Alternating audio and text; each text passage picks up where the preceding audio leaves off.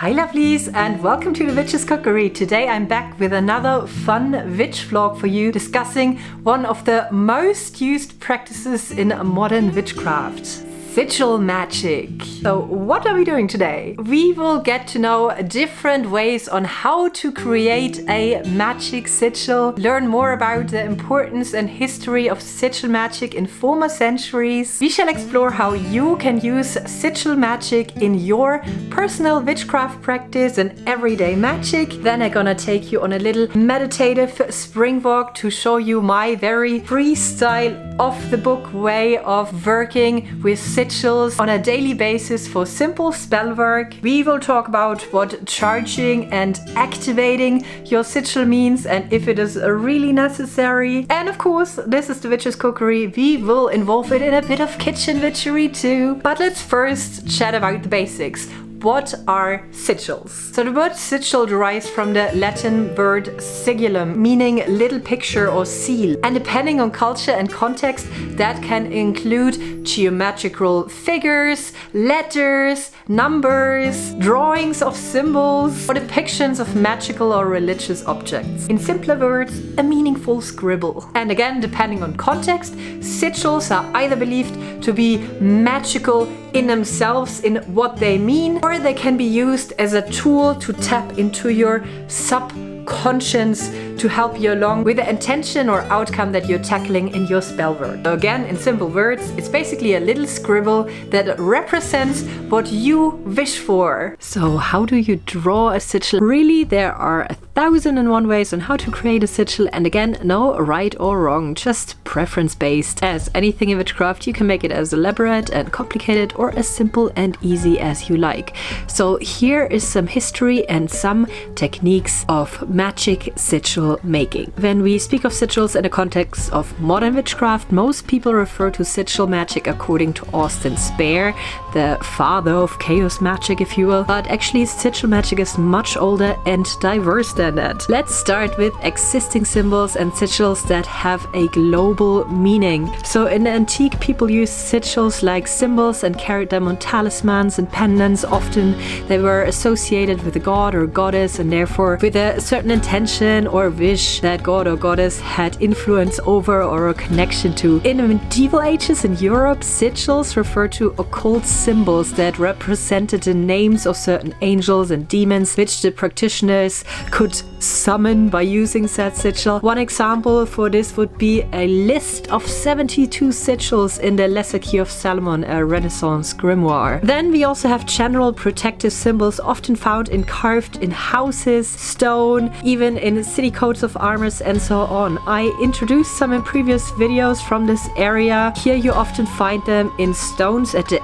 entrance of your house, over the doorways, or even in the first stone laid for the house. And in my area, a lot of these symbols are believed to be derived either from folk symbols or the former runic alphabet. Now let's get to the techniques and ways on how you can make your own sigil. And during the time between the 18th and the 19th century, the German scientist and occultist Agrippa von Nettelsheim kept himself very busy with different theories on how to make sigils using magic squares and paved the way for the modern letter method that is used today. He used Latin, Greek, and Hebrew letters and also dabbled in making sigils with code scriptures.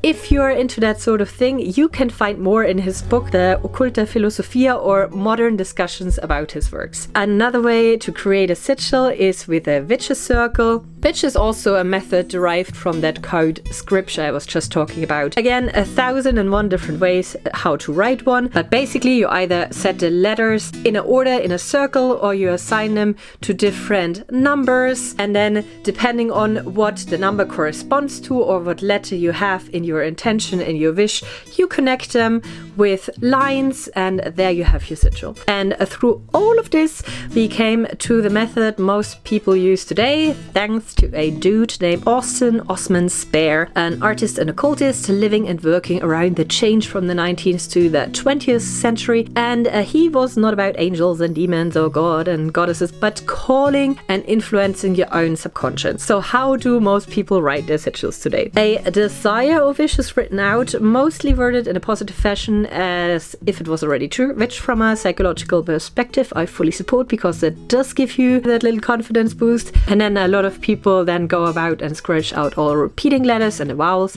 but you know, whatever works for you. And with the remaining letters you draw some sort of symbol that speaks to you, and not about the art or how fancy it looks. It should just be something that you connect to that certain wish or goal. What you can also do is using symbolism for your sigil magic. Use a symbol that you connect to a certain topic or the outcome, a heart for love, arrow for success, your currency sign for financial prosperity, really anything. This is also used in many cultures around the world when speaking about ritualistic symbols or magic symbols for ceremonial use. If that sounds all too scholarly or complicated or strict for you, you can also freestyle whatever you feel like. Just sit down with a blank piece of paper and draw what pops into your mind, or during a meditation, just let the pen move. Be inspired by sound, by feeling, by movement. As long as you can connect to it, it will carry your magic.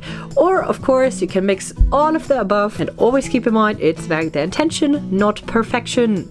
It is not an art contest. So why is sigil magic so popular? Well, first of all, it's pretty easy, pretty straightforward. It doesn't require a lot of tools, only a pen and a paper, or even just a stick and dirt, whatever you have at hand. It is super broom witch closet friendly, because the meaning of those symbols will only be known by you and are very easy to hide. Might it be that you draw it on with lotion on your body for self-confidence, or a glamour spell? You're a kitchen witch and you just stir it into a pasta sauce for health for your family. You scribble it somewhere in the corner of a test paper. No one will know what evil you're actually up to. Slip them in your sport shoes for more endurance or strength. Magical doping. Sew them in the labels of your clothing for protection. Incorporate it in the design of your business logo for success and growth. So many options. If you have any other cool ways on using sigil magic, please share with us. Sigils can be incorporated into any spell, really. Write them on a paper, put them in a jar,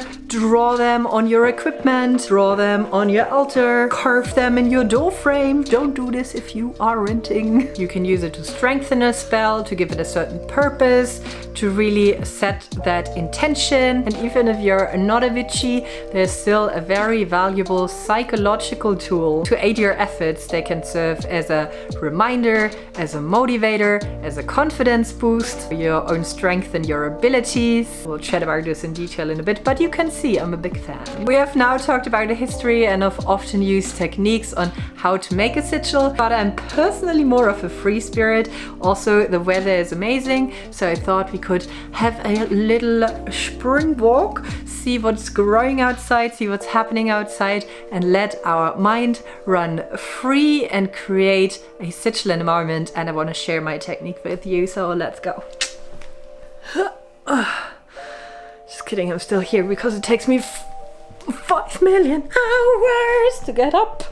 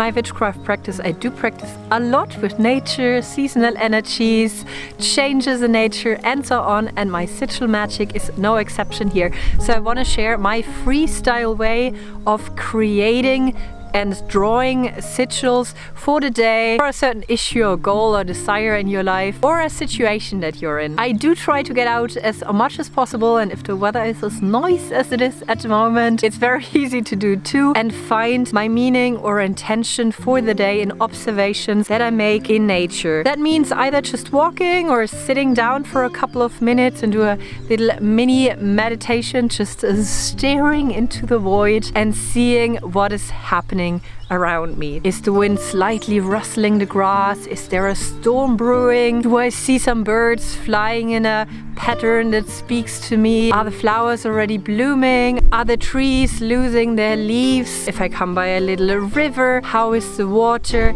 jumping over the stones? Is it flowing calmly or bubbly? And if you just let your mind wander and be free and really soak that up, you sometimes get like an epiphany or observation that you can apply to a certain situation in your own life. Wisdom straight taken from nature. I know that sounds a little bit wishy-washy, so let me give you an example. At the moment I was a bit frustrated. I was sick for a very long time. I didn't upload regularly to YouTube, and so the algorithm is punishing me by not pushing out my videos, which as a creator, and if you have to live off that, it's really shitty. So I was feeling very anxious, impatient, and also of course I'm about to burst and I'm very excited to meet that little person inside of me. But on the other hand, I also have a witchcraft retreat coming up. I have to keep my legs closed for a little longer. So I have this duality and feeling of like impatience and frustration, and I just took a walk.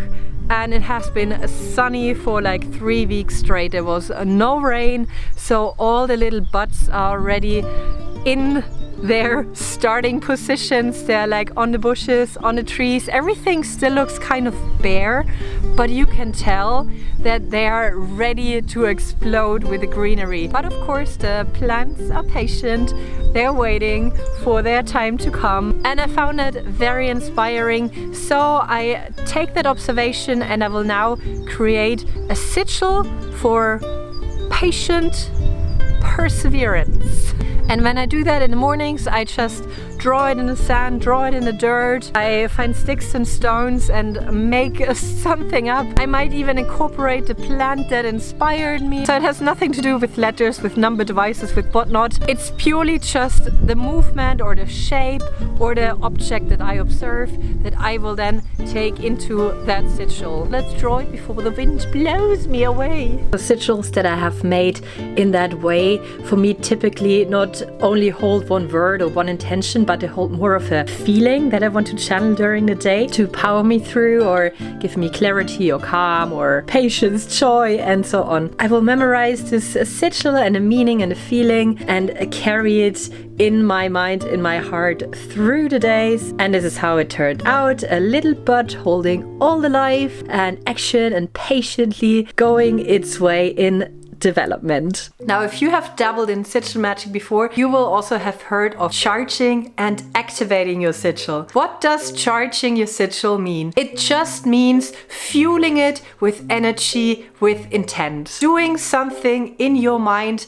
that connects that symbol that you have just drawn to a certain outcome, to a certain goal you have. Basically, you connect that emotional investment, that wish, to the sigil. And that can look very simple. Meditating over it, visualizing the positive outcome while you draw it, thinking about what you wanted to do while you stare at it, speaking a repetitive mantra over it, whatever helps you to just connect what's on the paper and what's in your mind. And then especially when you're following a chaos magic approach, you also want to activate your sigil. Personally, I don't always activate my sigils. It really depends on what I'm going for, and I look at it from a very psychological perspective, what makes sense to me. But you just figure out for yourself what you prefer, what works for you. So what means activating a sigil, and how do you activate a sigil? It just means taking up all that energy that you have just built by charging it and releasing it out in the universe. And now that sounds a bit mystic, but actually, like most things in witchcraft, it's actually pretty mundane and simple. And in theory, we distinguish between two forms of activation: the active activation and the passive activation of a sigil. Let's start with the active one that also Mr. Spare favored. With the active sigil activation, this build-up energy is released in one quick action. And following a chaos magic approach, that would also include destroying the sigil and forgetting about it in one way or another. And the idea or theory behind doing that is so that the sigil can actually go from your conscious mind, where you now connect like a certain goal to that certain symbol, to your subconscious mind. So you actually forget about the meaning of that symbol. And of course, our brains are amazing computers, so they never really forget, but it just goes a layer back. And Spare said in that way you don't overthink it anymore, you don't create mental blocks, but that sigil can then from there subtly influence your mindset, your actions, your thoughts. And what techniques are out there for an active activation of a sigil? Whatever you feel fit. Burn it, drown it, draw it in sand or dust, blow it away, dance it, put it on food and eat it, clap it in sign language. Just quick things that basically erase the sigil from the face of the earth. There's also another method often mentioned in combination with sigil magic and chaos magic, and that would be activation by sex magic, also considered active activation. Bluntly put, getting your freak on with your partner or alone or a group of like-minded people while you think about the outcome, the goal that you want to achieve with that sigil, and then especially during the height of your emotions, burning it into your brain. And if you ever wondered why especially this method is so often repeated, take you on a little excursus through history. Oddly enough, a lot of those old occultists were lusty little men with partially questionable kinks, and not kink shaming here, just observation as a former professional of the erotic arts. And especially Mr. Spare's Google search history would certainly have been colorful and interesting, to say the least. Of course, back then there was no internet, so he actually went out and did the deed in a variety of ways that would be found in the less frequented sections on certain websites. But hey, you do you, or whoever you want. If that's something that interests you, that would also be a way to activate your sigil if you find the time in your busy day. So this method of activation would probably be favored if you need it for one specific goal, for one push of energy, one-time goals and purposes. Think of